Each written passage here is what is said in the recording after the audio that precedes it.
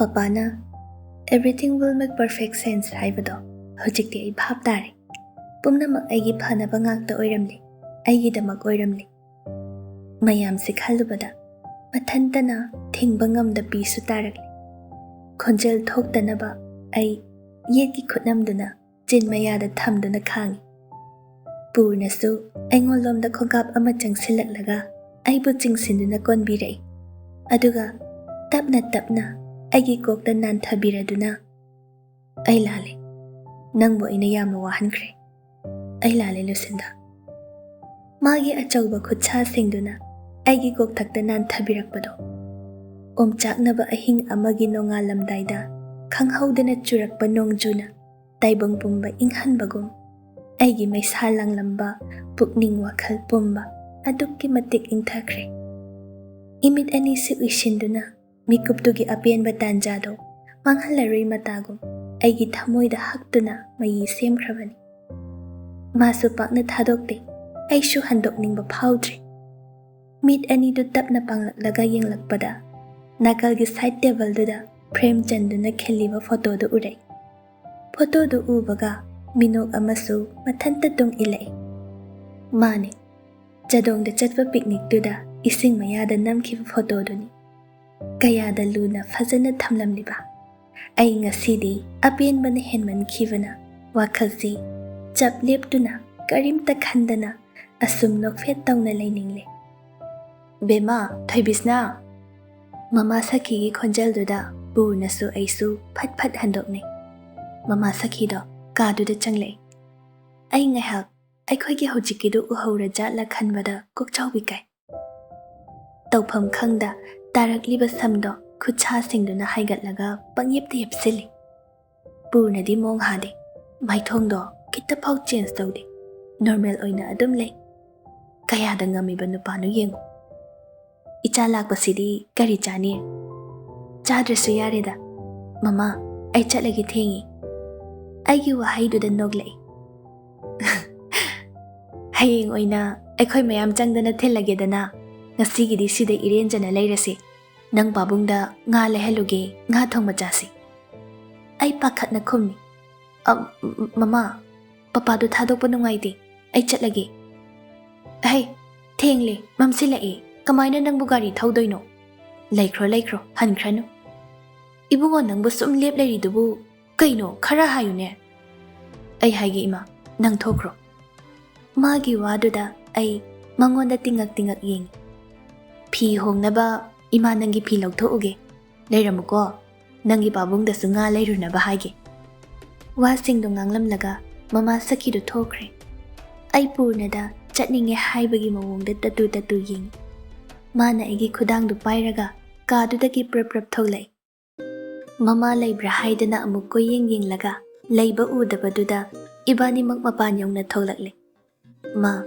magi gari sodo hangi aduga ai butong khatlo haibai mawongda ingit tawre kai chatoino yum thilage prap karoni aikhoi ma tholak jamela tarani babado masa solingai du da mathanda thadok nungaite ai shu gari da ka khatli ado aigi gari di kamdoba ai dum chakhrage hayeng ai thilak lage nangi gari sina ibani mak tong khatna gari do thogdorakle nungdang wairamgi mayum da halaknabagi bazar dusu gari fazana cheli overbridge mathakta thaurakpado nungdangi thangatnarakliba maingal mayam do ubada ngasidi pukningsi inaw nokthoi thongnawromda onduna yenglambadagi mangonromda amuk haifet onsilakpada maso aingonda yengduna leiram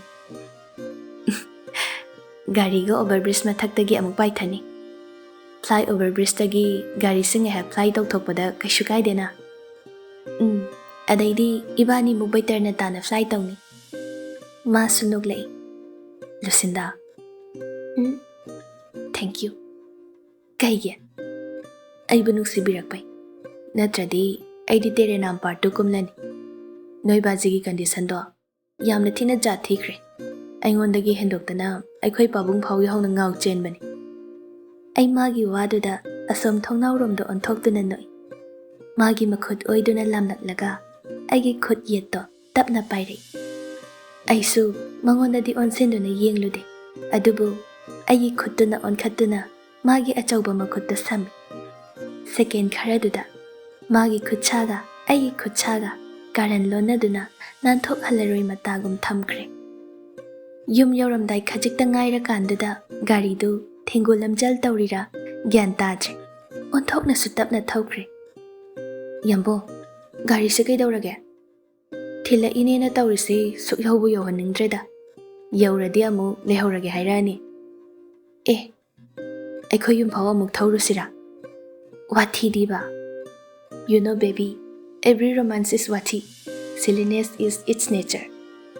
ꯑꯩ ꯅꯣꯛꯂꯗꯨꯅ ꯁꯝꯂꯤꯕ ꯃꯈꯨꯠꯇꯣ ꯂꯧꯊꯣꯛꯑꯒ ꯃꯥꯒꯤ ꯄꯥꯝꯕꯣꯝꯗ set ꯊꯥꯏ꯫ ꯌꯥꯔꯦ, ꯄꯄꯥꯗꯣ ꯄꯥꯈꯠꯂꯝꯃꯅꯤ, ꯄ꯭ꯔꯞ ꯊꯧꯔꯣ꯫ ꯄꯥꯈꯠꯂꯝꯃꯣꯏꯗ, ꯉꯁꯥꯏꯅ ꯄꯥꯕꯨꯡꯒ ꯐꯣꯟꯗ ꯄꯥꯎ ꯐꯥꯎꯅꯈ꯭ꯔꯕꯅꯤ꯫ ꯅꯣꯏ ꯂꯣꯏꯅ ꯃꯥꯟꯅꯔꯒ ꯑꯩꯕꯨ ꯑꯄꯪ ꯇꯥꯍꯟꯕ꯫ ꯕꯨꯗꯨ ꯐꯥꯏꯟ ꯇꯥꯔꯦ ꯅꯪ꯫ ꯑꯩ ꯑꯣꯏꯅꯅ ꯁꯨꯛꯇꯣꯛꯏ꯫ ꯒꯥꯔꯤꯗꯨ ꯐꯅꯌꯥꯝ ꯇꯞꯅ ꯊꯧꯗꯨꯅ ꯍꯣꯠꯅꯔꯕꯁꯨ ꯑꯩꯈꯣꯏ ꯒꯦꯠ ꯌꯧꯔꯦ꯫ ꯏꯃꯨꯡ ꯐꯥꯎꯕ ꯑꯩ ꯊꯤꯟꯖꯤꯜꯂꯝꯂꯒ ꯍꯟꯈ꯭ꯔꯦ꯫ ꯄꯄꯥꯁꯨ ꯅꯣꯛꯃꯤ ꯇꯧꯔꯒ ꯑꯩꯉꯣꯟꯗ ꯌꯦꯡꯗꯨꯅ ꯂꯩ꯫ ꯑꯩꯗꯤ ꯃꯥꯒꯤ ꯑꯗꯨꯃꯥꯏꯅ ꯇꯧꯔꯛꯄ ꯃꯤꯠꯌꯦꯡꯗꯣ ꯏꯀꯥꯏꯕ ꯑꯃ ꯌꯥꯎꯁꯤꯜꯂꯛꯑꯦ꯫ ꯏꯅꯝ ꯊꯧꯔꯥꯅꯤꯁꯨ ꯆꯥꯛ ꯊꯣꯡꯕꯒꯤ ꯂꯩꯔꯝꯃꯤ꯫ ꯃꯥꯁꯨ ꯄꯄꯥꯅ ꯑꯩ ꯆꯠꯈ꯭ꯔꯤꯉꯩ ꯃꯇꯥꯡꯗꯨꯗ ꯋꯥꯔꯤ ꯂꯣꯏꯅ ꯂꯤꯔꯕ ꯖꯥꯠꯅꯤ꯫ ꯑꯩ ꯎꯕꯗ ꯅꯣꯛꯁꯤꯜꯂꯛꯏ꯫ ꯕꯦꯕꯦ, ꯅꯣꯏ ꯋꯥꯔꯤꯁꯤꯗꯤ ꯁꯤꯅꯦꯃꯥ ꯃꯥꯜꯂꯦꯍꯦ꯫ ꯄꯄꯥꯁꯨ ꯌꯥꯎꯁꯤꯜꯂꯛꯏ꯫ ꯕꯦꯕꯦꯅ ꯍꯦꯔꯣ, ꯄꯨꯔꯅꯅ ꯍꯦꯔꯣꯏꯟ꯫ ꯑꯁ ꯄꯄꯥ, ꯅꯪꯒꯤ ꯅꯇꯧꯗꯨꯗ ꯏꯄꯥꯅ ꯄꯥꯈꯠꯄꯒꯤ ꯁꯤꯟꯕꯅꯤ꯫ ꯄꯨꯔꯅ ꯌꯥꯝꯅ ꯐꯩ, ꯏꯃꯥꯛ ꯑꯣꯏꯕꯗ ꯃꯇꯤꯛ ꯆꯥꯏ ꯍꯥꯏꯕ ꯈꯪꯏ꯫ ꯑꯗꯨꯕꯨ ꯏꯄꯥꯅ ꯄꯥꯈꯠꯂꯤꯗꯤ ꯅꯪꯅ ꯃꯤꯒꯤ ꯃꯆꯥꯗꯣ ꯄꯩꯁꯥ ꯂꯥꯡꯍꯜꯂꯨꯒꯗ꯭ꯔꯥ? ꯏꯆꯥꯒꯤ ꯊꯃꯣꯏ ꯀꯟꯕ ꯃꯇꯧꯗꯨꯅ ꯃꯤꯒꯤ ꯊꯃꯣꯏ ꯊꯨꯒꯥꯏꯔꯨꯒꯗ꯭ꯔꯥ ꯁꯤꯅꯤ꯫ ꯑꯗꯨꯃꯛꯅꯅꯤ ꯅꯪꯅ ꯅꯨꯡꯁꯤꯕ ꯄꯣꯛꯂꯛꯇ꯭ꯔꯤꯈꯩ ꯏꯆꯥ ꯊꯥꯖꯕ ꯉꯝꯂꯣꯏꯅ ꯍꯥꯏꯈ꯭ꯔꯤꯕꯗꯣ꯫ ꯅꯪꯒꯤꯗꯃꯛꯅꯤ꯫ ꯏꯆꯥꯒꯤ ꯄꯨꯟꯁꯤꯗꯣ ꯅꯤꯡꯉꯝꯗꯕ, ꯄꯦꯟꯗꯕ, ꯌꯥꯎꯗꯕ ꯄꯨꯟꯁꯤ ꯑꯣꯏꯍꯟꯅꯤꯡꯕꯒꯤꯅꯤ ꯄꯄꯥꯒꯤ ꯁꯅꯥ꯫ ꯀꯀꯥꯅ ꯈꯜꯂꯤꯕ ꯁꯦꯜꯂꯤꯕ ꯄꯨꯝꯕ ꯑꯩꯗꯤ ꯑꯣꯟꯊꯣꯛꯅ ꯄꯥꯝꯖꯈ꯭ꯔꯦ꯫ ꯃꯆꯥ ꯅꯤꯡꯉꯣꯜ ꯊꯥꯖꯕꯒꯤ ꯃꯇꯥꯡꯁꯤꯗꯤ ꯑꯩꯈꯣꯏ ꯀꯀꯥ ꯂꯨꯈꯣꯏꯅ ꯐꯥꯔꯁ ꯇꯥꯔꯦ꯫ ꯏꯅꯝ ꯊꯧꯔꯥꯅꯤꯒꯤ ꯋꯥꯗꯨꯗ ꯑꯩꯈꯣꯏ ꯄꯨꯟꯅ ꯅꯣꯛꯏ꯫ ꯑꯩ ꯋꯥ ꯀꯌꯥ ꯉꯥꯡꯗ꯭ꯔꯤ꯫ ꯉꯥꯡꯅꯤꯡꯂꯕꯁꯨ ꯍꯧꯖꯤꯛꯀꯤ ꯑꯣꯏꯅꯗꯤ ꯆꯤꯝꯕꯥꯜꯁꯤꯗꯒꯤ ꯊꯣꯛꯂꯛꯎ ꯌꯥꯗ꯭ꯔꯦ꯫ ꯅꯨꯡꯗꯥꯡꯒꯤ ꯆꯥꯛ ꯆꯥꯕ ꯇꯣꯛꯂꯒ ꯑꯩꯒꯤ ꯀꯥꯗ ꯆꯪꯂꯛꯄꯗ ꯑꯩ ꯁꯣꯔ ꯁꯥꯡꯅ ꯍꯣꯟꯗꯣꯛꯇꯨꯅ ꯑꯃꯨꯛ ꯃꯀꯣꯛꯇꯒꯤ ꯉꯁꯤꯒꯤ ꯊꯧꯗꯣꯛꯁꯤꯡꯗꯨ ꯃꯔꯤ ꯅꯤꯡꯁꯤꯡꯏ꯫ ꯈꯟꯊꯔꯨꯕꯗ ꯍꯧꯖꯤꯛ ꯐꯥꯎꯕ ꯊꯥꯖꯗ꯭ꯔꯤ꯫ ꯑꯩꯁꯦ ꯃꯪꯂꯤ ꯖꯥꯠꯂꯥ? ꯄꯨꯝꯅꯃꯛ ꯃꯪꯂꯥꯟꯂꯥ ꯍꯥꯏꯗꯨꯅ ꯏꯁꯥ ꯏꯊꯟꯇ ꯍꯪꯖꯔꯤ꯫ ꯈꯨꯗꯛꯇ ꯔꯣꯅꯤꯇꯥꯗ ꯀꯣꯜ ꯇꯧꯏ꯫ ꯔꯣꯅꯤꯇꯥꯁꯨ ꯍꯔꯥꯎ ꯄꯥꯏꯈꯠꯂꯛꯏ꯫ ꯏꯇꯥ ꯏꯕꯦꯝꯃ ꯖꯟꯁꯤꯔꯥꯅꯤ, ꯌꯥꯔꯦꯍꯦ ꯅꯪꯃꯁꯨ꯫ ꯄꯋꯥꯔꯗꯣ ꯍꯦꯛꯇ ꯃꯌꯨꯝꯗ ꯄꯥꯏꯁꯤꯜꯂꯒ ꯂꯥꯟ ꯇꯧꯊꯕꯗ ꯍꯦꯔꯣ ꯑꯃ ꯁꯔꯦꯟꯗꯔ ꯇꯧꯖꯔꯒꯦꯅ ꯑꯉꯧꯕ ꯐꯤꯔꯥꯜ ꯍꯥꯏꯊꯔꯛꯑꯦ ꯍꯥꯏꯅꯦ꯫ ꯌꯥꯝ ꯍꯩꯔꯦꯕ ꯅꯣꯏ꯫ ꯑꯩꯅ ꯋꯥꯔꯒ ꯅꯣꯏꯅ ꯅꯣꯛꯄ ꯅꯠꯇ꯭ꯔꯣ? ꯏꯁꯧꯗꯤ ꯅꯠꯇ꯭ꯔꯣꯕ? ꯉꯥꯏꯍꯥꯛ ꯅꯣꯛꯆꯕꯅꯤ, ꯅꯣꯛꯈꯤꯕꯁꯤꯡꯗꯣ ꯑꯃꯨꯛ ꯁꯤꯡꯉꯛꯑꯣ ꯍꯥꯏꯔꯣ?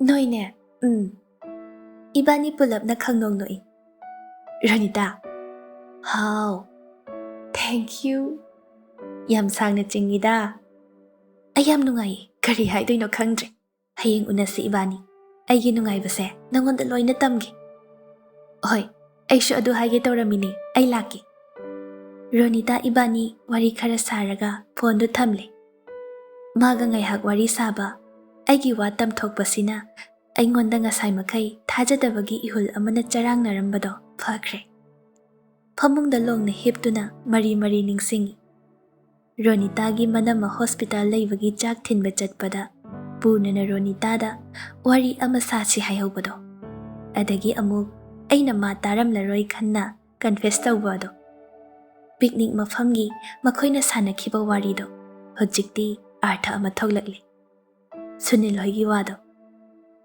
ꯈꯪꯗꯅ ꯍꯥꯏꯔꯤꯃꯤ, ꯑꯉꯥꯡꯁꯦ ꯀꯣꯏꯕ ꯂꯥꯛꯂꯤꯅꯦꯅ ꯂꯥꯛꯂꯤꯁꯤ ꯅꯨꯡꯉꯥꯏꯐꯝ ꯍꯦꯛ ꯈꯪꯍꯟꯗꯦ ꯅꯣꯏ ꯃꯌꯥꯝ ꯆꯪꯗꯅ꯫ ꯍꯦꯛꯇ ꯆꯥꯟꯁ ꯂꯧꯔꯦꯗ꯫ ꯑꯩꯁꯦ ꯌꯥꯝ ꯁꯤꯗꯅꯤꯡꯕꯩ ꯋꯥꯅꯤꯅꯦ꯫ ꯁꯤꯗꯗ꯭ꯔꯗꯤ ꯅꯪꯅ ꯃꯀꯣꯛꯅꯤ, ꯄ꯭ꯔꯣꯕ꯭ꯂꯦꯝ ꯀ꯭ꯔꯤꯌꯦꯇꯔꯅꯤ꯫ ꯌꯥꯔꯦꯗ ꯅꯣꯏꯕꯣ, ꯂꯣꯏꯅ ꯃꯔꯤ ꯊꯣꯛꯂꯛꯇꯧꯔꯦꯀꯣ, ꯕ꯭ꯔꯦꯛ ꯐꯥꯎꯍꯦ꯫ ꯍꯥꯏꯌꯣ ꯄꯥꯟꯊꯣꯏ, ꯃꯁꯤꯒꯤ ꯇ꯭ꯔꯦꯛꯇꯔ ꯑꯇꯦꯛꯄ ꯃꯥꯟꯕꯁꯤ ꯑꯩ ꯁꯤꯗꯔꯝꯗꯥꯏꯁꯤꯗꯤ ꯃꯆꯤꯟꯁꯦ ꯕ꯭ꯔꯦꯛ ꯐꯥꯗꯕꯅꯤ, ꯑꯩꯕꯨ ꯆꯣꯞ ꯇꯧꯔꯤ꯫ ꯑꯩ ꯋꯥꯍꯩ ꯃꯌꯥꯝꯗꯨ ꯅꯤꯡꯁꯤꯡꯂꯒ ꯏꯊꯟꯇ ꯈꯪꯗꯣꯡ ꯅꯣꯛꯏ꯫ ꯐꯣꯟꯗꯨ ꯄꯨꯊꯣꯛꯇꯨꯅ ꯃꯥꯒꯤ ꯕ꯭ꯂꯣꯛ ꯇꯧꯈꯤꯕ ꯅꯝꯕꯔꯗꯣ ꯍꯥꯡꯗꯣꯛꯏ ꯑꯃꯨꯛ꯫ ꯃꯤꯅꯠ 10ꯃꯨꯛ ꯂꯩꯔꯒ ꯃꯦꯁꯦꯖ ꯑꯃ ꯂꯥꯛꯏ꯫ ꯌꯥꯝꯕꯨꯡꯒꯤꯅꯤ꯫ ꯁꯣꯝꯗ ꯏꯃꯥꯅ ꯏꯁꯧ ꯂꯥꯡꯉꯤ, ꯃꯃꯧ ꯊꯤꯟꯗꯣꯛꯈꯤꯕꯩ꯫ ꯑꯩ ꯇꯥꯕ ꯉꯝꯗ꯭ꯔꯦ, ꯁꯦꯜꯐꯤ ꯑꯝꯇ ꯊꯥꯔꯛꯑꯣ, ꯑꯗꯨ ꯌꯦꯡꯂꯒ ꯈꯥꯡꯉꯤ꯫ ꯃꯥꯒꯤ ꯀꯥꯔꯟꯗꯨꯗ ꯑꯩꯗꯤ ꯅꯣꯛꯅꯤꯡꯗꯨꯅ ꯏꯊꯟꯇ ꯈꯣꯟꯖꯦꯜ ꯊꯣꯛꯅ ꯅꯣꯛꯊꯣꯛꯂꯨꯔꯦ꯫ ꯒ꯭ꯌꯥꯟ ꯇꯥꯔꯛꯄꯗ ꯑꯃꯨꯛ ꯆꯞ ꯂꯦꯞꯄꯤ꯫ ꯑꯗꯨꯒ message reply ꯍꯜꯂꯤ꯫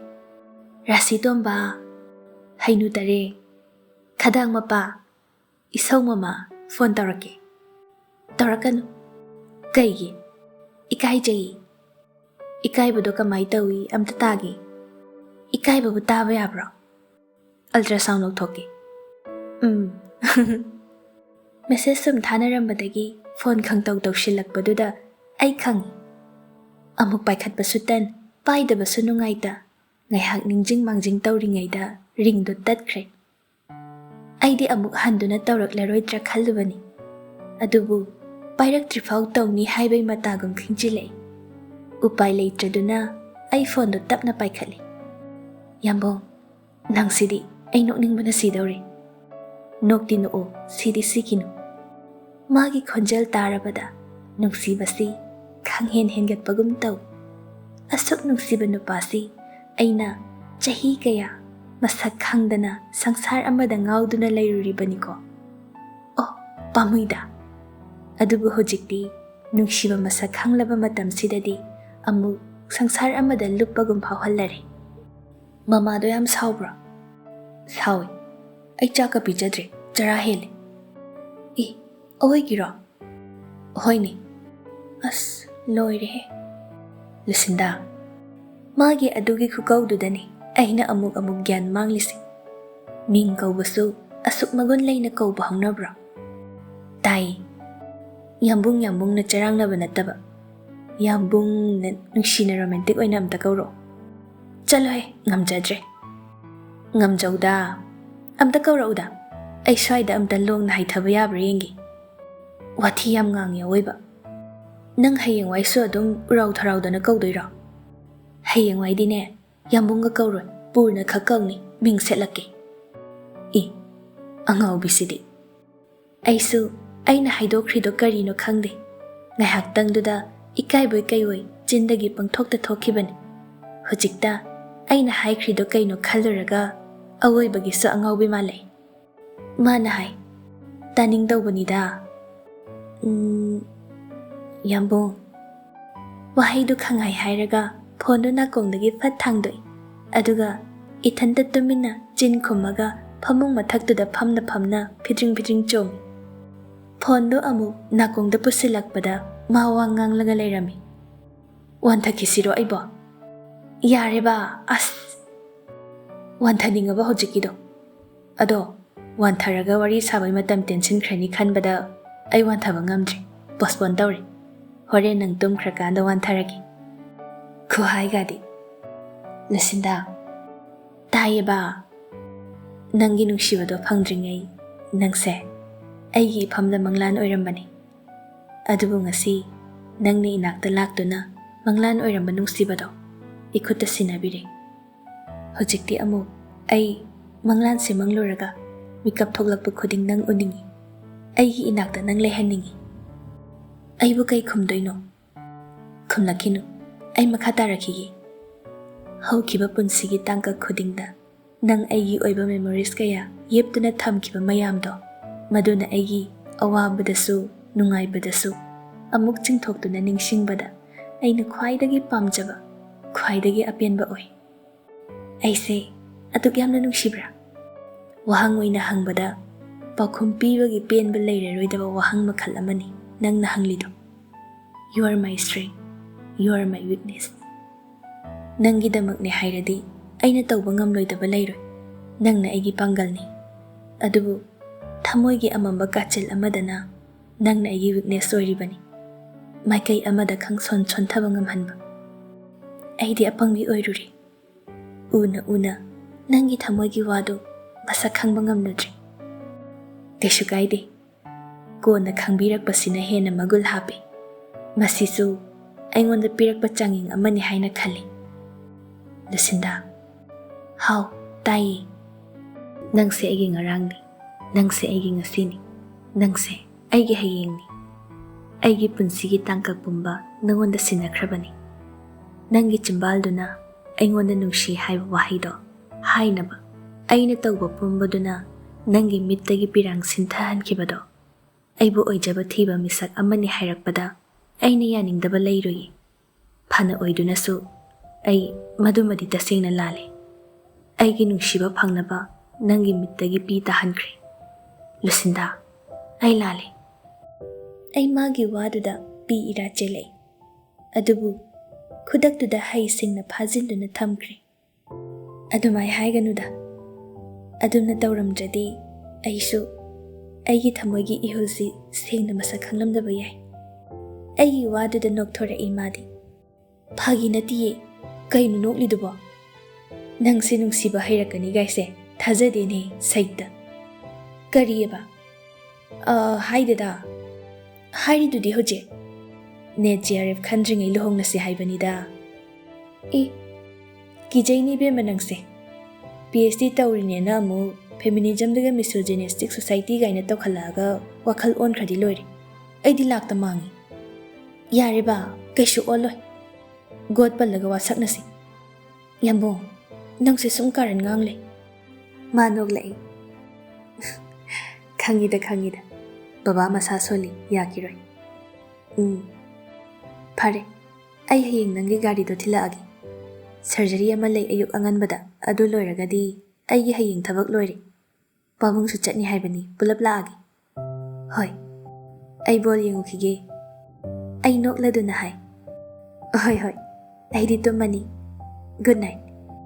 Night. Good night. Kaino yambo. Phagi tawbani. Sweet night. Phondo thamkhibaga ai ithanta maidum monda upsillaga noi. Thajarudabani. Asuna wari sanarakani haiba. Nungsibagi wahai hainagani haibase ai mangda phau mangludabani. Ngasi magi wahai mayamduna aibu pumngau ngauhalli. Mathangi numitta papana chak sello haidana selli. Ronita su school gi exam tawramdagi study leave piba oina suti thai haidana nganta laktuna leiri. Ibani changduna chakhumda insang semi aduga inam thauranina mathel mathang thongi. Pabung birenga mama sakiga punna pung 10 makhai adwaida lai. Purnasu aigi gari do thaujilai aduga sumang machi da khami. Papana thokibado ai thongnawdagi yengi. Hek lakpaga pabung birendo magi haunabi lau duna changlai. Ai lukhoi mangol karak lagi. Phaijom setlaga mangol karak lagi numit aphaba mata ingit pira udana. Haurakle masigi ngai ngamdabise. Itaw ibungo lamjel khara tapthasi. Yadene aidi hekta godrung loisiningine. Nachanupa na marol ama khangba kalliba mapa na marol ama phingiba. Khangdene masibu thainu hospital do na khara jalo. Saita laima na tai chaba wa amte he ngangde da samkhanangse. Mama sabi hepa singakanu. Makhoi masen onsinaraga pulap wa launa noi. Purna na mangol kakhatkibado aishu thongnaw da napsillaga yeng. Inam thaurani na chak loisila sila o haina kaurakpadagi ai changduna thabak yaushili. Ronita na hai. Ibema chakhumgi thabak se khara haijalune yararoine nangbo. Hoiba aishu loi khangi. Mayam punna harau chak chaminari. Ahal sing pota halaga kolik chakhumgi thabaktu aikhoi nupi ahumna pulap loisili. Thabak loiraga tholaktuna mayam phamli duda yaw. Ahal sing wari saramadu tai. Angang nupa macha ama thamlasi taw. Aduna phari yumgi thabak awat apa mana menaba. Aishu khalibani. Ai thirasu thirakini. Sakhi nokladuna. Oja aikhoigi wadi oja swakchang phana leihaningi aduga imongsu pami. Ronita na engonda tapna siglei. Ai tumina sugatladuna hai. Yam henjalakanu na yinupi. Makhoigi warido makha amuk tarai. Aina pangai haibagi wanida. Itaw na pamba matam lepiyo kaishu kaide. Ichaningol amakhakni nongmagi numit tha yengmadawna thamlibani. Aidi Yamnasu nungairi haraubusu poi. Itaugi imak khanba khukhansi yam phajai mawong tai. Mama mapa oirinena aikhoina pangsin sinbasu yaba natteda. Aduga amuksu macha nungsirini haidana machana khanbado afa phatta udana loina yathokbasu phate. Aigi wadi amasu phanaba sinbaduni. Aigi ichadi aina khara mawong amada yoglakpagi hojik leiriba society asigi imung ama hektada changbada leirubada chanadaba nungainadaba leini haiba ikhangi. Adunani aina su khangba aduga aigi ichana leiruduriba imungdunasu ichagi mawong mamuttana khangbiba thibani. Masina imung anigi tung koina achetpa apen penda leinadaba mari haido oidaurini. Chumi aisu itauna tauriba lauriba changyengdu yaningbagini isamaksu yauribado. Aidi imaudu oidaba ngangbasu yaurabanido. Bema thabisna taye babong. Hey, Barton nambagi plan dudi aiginiko. Noi badamasi yaujadabani. Mayamdu walauna noi. Aidi ikairi. Papada aina piba che machetugi waroldu babung biren su khanglaba mali. Yare samkha mi angang ikairani. Topiro kid. Ronita sunoi. Babung hoi baba hoigi matausi aidi ahan bani urisi. Sumai tauba mama mapa amata thengnaraktri ai. Ibema sumai tauba mama mapa ngakta leiradi machasu mama mapasu pendabagi wari thodok amata hek thokloi. Natra imana hairisi chumdra. Wari ngahak mayamdo harau sanari. Chatlamdai matam yaurakpaduda yambungdo makhong makhut hamdoke haiduna washroomda changi. Aishu tawel amba pairaga mangonda pige haiduna thongjinda lepnaga kawi. Tawel sida leire. Purna tawel du lauraga mamai achotpadu teithoi. Mai tarubagi laibaki sai marudu maton khara chotpaduna yengbada rasibu onthokna leiri. Washroom ki thongjinduda ngaraga ai mabu yengi. Papana aigidamakni haidana khanbiriba mamaknupa se nungshibana thong lonchilaga swaida pharaga thamningli. Luhongbagi matamdi papa masa kankhatlakanda lepnasi hainakhrabani.